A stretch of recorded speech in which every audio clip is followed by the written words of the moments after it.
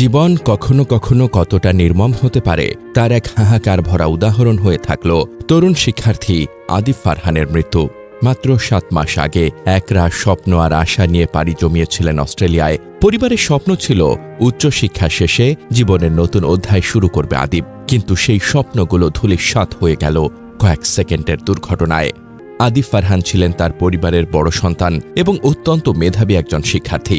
তিনি বাংলাদেশে ও লেভেল এবং এ লেভেল পরীক্ষায় সফলভাবে উত্তীর্ণ হন। উচ্চশিক্ষার স্বপ্ন নিয়ে তিনি অস্ট্রেলিয়ায় পড়াশোনার জন্য যান। মাত্র ২ মাস আগে তিনি ছুটিতে বাংলাদেশে এসেছিলেন এবং পরিবারের সঙ্গে সময় কাটিয়ে আবার অস্ট্রেলিয়ায় ফিরে যান। তার এই সংক্ষিপ্ত জীবনে তিনি পরিবার ও বন্ধুদের কাছে একজন প্রিয় এবং অনুপ্রেরণাদায়ী ব্যক্তি হিসেবে পরিচিত ছিলেন। এই মর্মান্তিক দুর্ঘটনাটি ঘটে শনিবার রাত 11:30টার দিকে। আদিবসহ ৪ বন্ধুকে বহনকারী মেরুন রঙের টয়োটা করোলা গাড়িটি নিয়ন্ত্রণ হারিয়ে মেইফিল্ড ইস্টে একটি বৈদ্যুতিক খুঁটির সঙ্গে ধাক্কা খায়। ধাক্কার তীব্রতায় গাড়িতে আগুন ধরে যায়। ঘটনাস্থলে পরিস্থিতি উদ্ধারকারী দল আহতদের দ্রুত উদ্ধার করে নিকটবর্তী হাসপাতালে নিয়ে যায়, কিন্তু কর্তব্যরত চিকিৎসকরা আদিবসহ ২ জনকে মৃত ঘোষণা করেন। দুর্ঘটনার সঠিক কারণ এখনও তদন্তাধীন।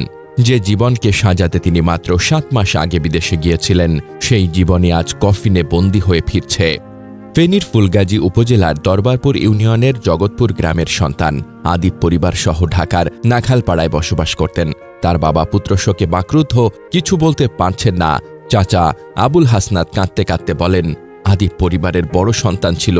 মাত্র ২ মাস আগে দেশে এসে মায়ের আঁচলে মাথা রেখে গেছে। কে জানত তখনই ছিল মায়ের কোলে তার শেষ থাকা। আজ ছেলের মৃত্যু সংবাদ শুনে মা বারবার মূর্ছা যাচ্ছেন, বুক চাপড়ে চিৎকার করে বলছেন, আমার আদিবকে ফিরিয়ে দাও।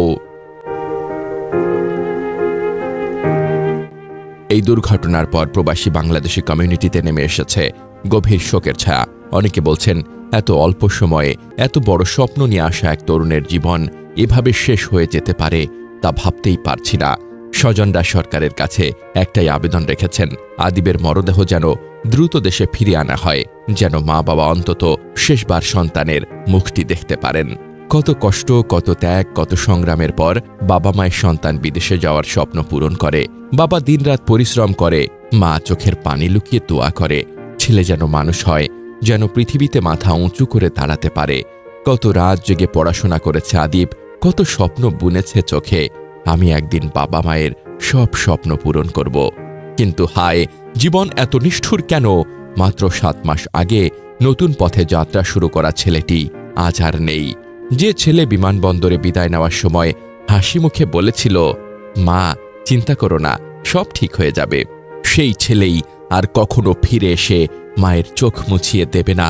যে ছেলে বাবাকে প্রতিশ্রুতি দিয়েছিল, একদিন আমি তোমাকে গর্বিত করব, আজ তারই মরদেহ ফিরছে কাঠের বাক্সে বন্দী হয়ে।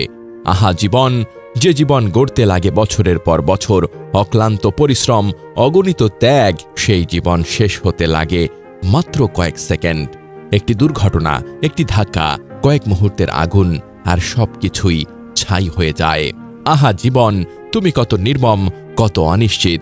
তুমি কখনো স্বপ্ন দিয়ে সাজাও, আবার কখনো হঠাৎ করেই সব স্বপ্ন ভেঙে গুড়িয়ে দাও। আজ আদিবের গল্প আমাদের মনে করিয়ে দিল আমরা আসলে কত অসহায়, কত ক্ষুদ্র।